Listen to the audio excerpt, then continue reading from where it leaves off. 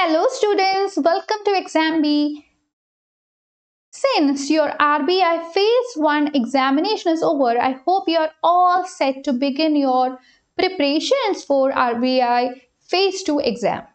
So here is a 15-day strategy for you to plan for your RBI Phase 2 examinations. So here we are all set to guide you. Moving on to the syllabus of RBI Phase 2 exam, you will be having microeconomics, macroeconomics, Indian economy as well as quantitative methods in economics. So let's analyze the syllabus first, and we will be looking onto some important areas from the syllabus based on the previous year questions also. So moving on to the syllabus of microeconomics, you will be having something called consumer theory, where you will be supposed to deal with cardinal and marginal utility analysis. You have to consider the importance of consumer surplus. You need to analyze indifference curve analysis, price effect, income effect, as well as substitution effect. Also, game theory come as an important topic here. Moving on to production theory, you will be requiring to learn the different forms of production, laws of returns to scale, and also partial equilibrium and general equilibrium differences. Under market theory, it is very important to consider the different market structures, where we will be considering the market structure called perfect competition, which is the ideal form of market structure, monopoly, where there is single seller operating, oligopoly market, and monopolistic competition. Under distribution theories, it is very important to consider the theories propounded by several famous economists like Ricardo, Karl Marx, Kelsey, as well as Calto. And under microeconomics, you are supposed to learn some portions from welfare economics also as per your syllabus. And these portions would be covering the idea of Pareto optimality, schools of welfare thought. Here you have to cover the contributions given by Kenneth Arrow, Ronald Coase, and Amartya Sen. Now, by analyzing the previous year question papers, we could find that certain areas are repeatedly asked for your exam. So these areas cover market structure, where you have to cover certain market structure called monopoly, perfect competition, which is identified to be a kind of ideal market structure, monopolistic competition, oligopoly, and so on. So here the cost structure of each of these market structures play a very important role. So the way in which cost would be operating in the long run and short run. Long run and short run. This play a very important role. And the requirement to understand income effect and substitution effect again play a very important role in analyzing the idea of the role of income effect and substitution effect in microeconomics. Also, ability to pay and benefit to pay. This is yet another topic which is getting repeatedly asked in several years in your exam. So to give you a question which was asked in the previous year, what would happen to price for a monopolist if for constant MC and given demand function, unit or quantity tax T is imposed? See, here the question is all about monopolist. So monopoly market structure is being covered over here. Now, taking you to macroeconomics. Here, you are supposed to cover a whole lot of topics such as national income accounting, theory of employment and output, inflation, money and banking, and so on. So under national income accounting, it's very important to cover the various methods of measuring national income. So here you have to cover the income method, the expenditure method, as well as the value added method. Now, taking you to the theory of employment and output, you have to cover classical and neoclassical approaches to the employment and output theory. You have to cover the Keynesian theory of employment and output determination, Keynesian developments, business cycles, and so on. Under inflation, it's important to cover the different types of inflation, such as demand pull inflation, demand pull, cost push inflation, and so on. Phillips curve, Taylor's rule, as well as Lukács' critique again act as some relevant topics in this arena. Moving on to money and banking, you are supposed to cover quantity theory of money, neutrality of money, ISLM model, and ADAS approaches. Money multiplier, monetary policy, inflation targeting, and different instruments and objectives of monetary policy also play a very important role here. Now, the macroeconomics syllabus is a bit lengthier, where you have to cover certain theories of economic growth and development, and also you need to cover something called international trade and balance of payment under this. Moving on to the theories of economic growth and development, you are supposed to cover classical as well as neoclassical theory approaches and different other theories of development as well. So here we have to distinguish the idea of growth and development. Growth and development. Now, moving on to the international trade and balance of payment area, you have to cover the theories of international trade, determination of exchange rate, and impossible trinity when it comes to the global arena. Now, by analyzing the previous year question, we could find that certain areas are repeatedly coming in your exam. So this covered Taylor rule, inflation targeting, monetary policy, digitalization and fintech, Ricardian equivalence, Marxian distribution theory, and so on. So these areas are, for the same reason, very much important and significant. So in this scenario also, you could expect some questions from this area. So giving you a question which has been asked previous year, how would monetary transmission be impacted due to digitalization and fintech? Now, taking you to the next module, where you have the quantitative methods in economics. So here you have 3 different sections. Under these sections, you will be having some sub areas. Under mathematical methods in economics, you will be having differentiation and integration, optimization, sets, metrics, linear algebra, and linear programming. So you need to definitely learn the applications of all these things. You might be getting some quantitative based questions, numerical questions based on these. Under statistical methods, you have measures of central tendency and dispersion, probability, time series, and index numbers. So from this area also, some numerical questions can be expected.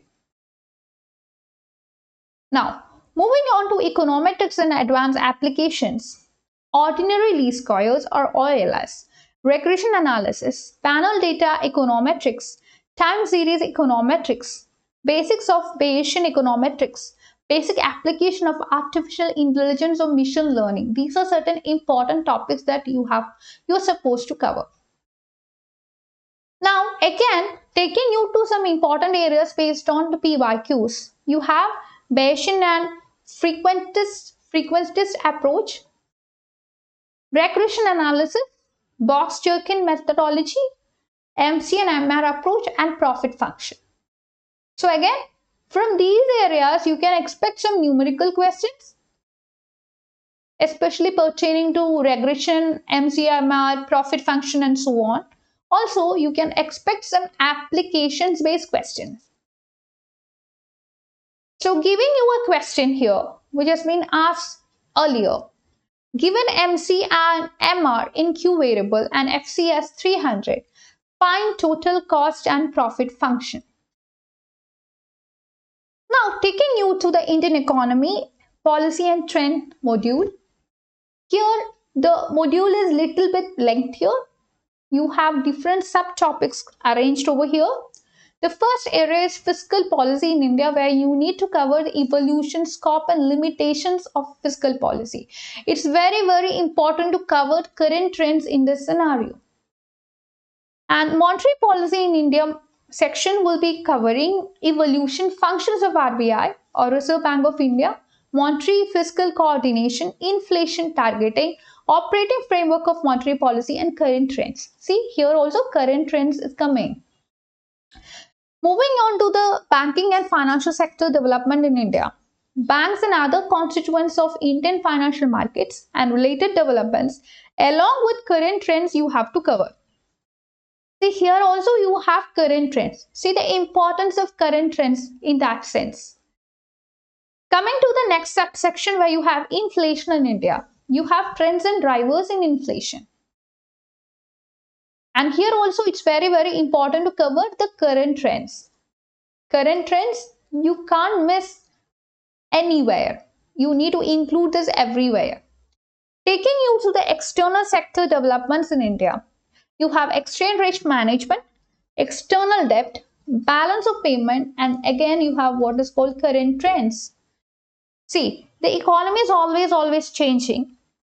It's a dynamic scenario about which we are talking, and for the same reason, the kind of developments that we are having, the kind of adjustments that we are making, all these need to be understood in a detailed manner in this section.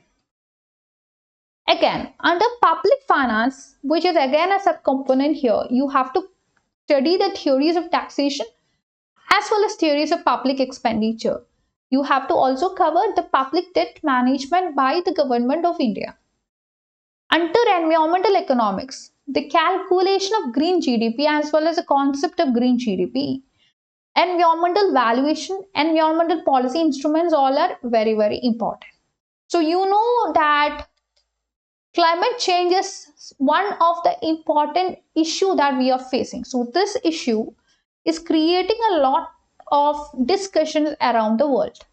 And these discussions, again, is making us to go for the conference of parties meeting of in the year 2025. So the 30th conference of party meeting is actually making a lot of demands and also identification of some responsibilities with respect to our fight against climatic change.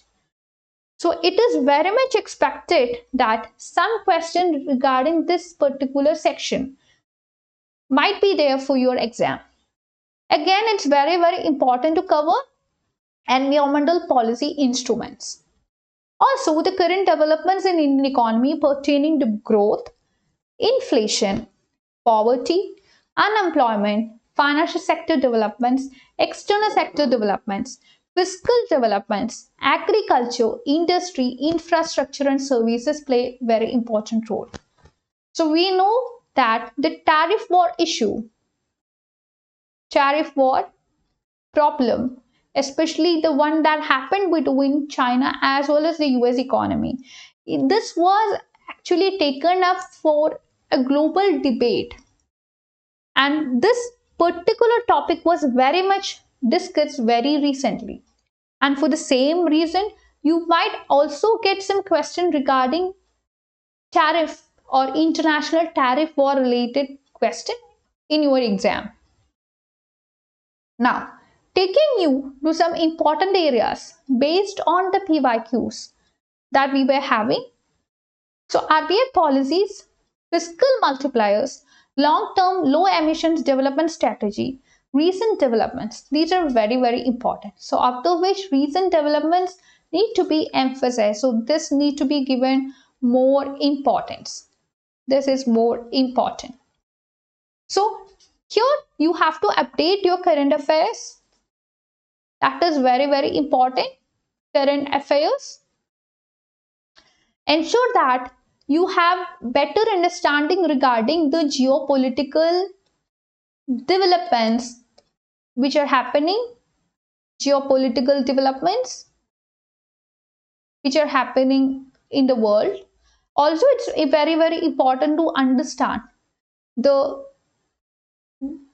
kind of expenditure made by the government of India, expenditure as well as debt here. Now, so the idea of low emissions development strategy here play a very, very important role. So the particular topic that we have seen here was playing some important role not only right now, but also this area was taken for the previous year to consider a question from this area. So that particular question is critically examine the long-term low emissions development strategy by the government of India. So in short, what we could find is when it comes to the Indian economy case, definitely you have to update your current affairs, where you could definitely get some questions regarding geopolitical developments, geopolitical tensions, the conferences and all that we were going for attaining some of the development possibilities, the ways and measures that we were taking to address the climatic change and so on. Now, so we are offering you RBI DEPR 2025 Phase 2 course, online course, and here is what we offer. We will be providing you 120 study notes and 40 plus chapter test, 200 plus recorded videos, descriptive mock test, sample answer for Phase 2, economics descriptive practice, interview guidance, and live doubt session. And here is the best thing that you can adopt: a good study plan. A good study plan is always providing a better pattern for your study, which will be helping you to study in a very systematic manner. And here we are providing you some assistance. See, once you follow the study plan, it would be very easy for you to arrange your syllabus accordingly so that you can go for a systematic way of study. Also, here are some of our students who came out with flying colors in the previous years. So RBI grade B had almost 350 plus selections from us. So we are offering a very good pedagogy also. We are also offering free PDF of sample questions and answers for you. Link will be provided in the description box for the same. And that is it all. You can like, share and follow us. Thank you.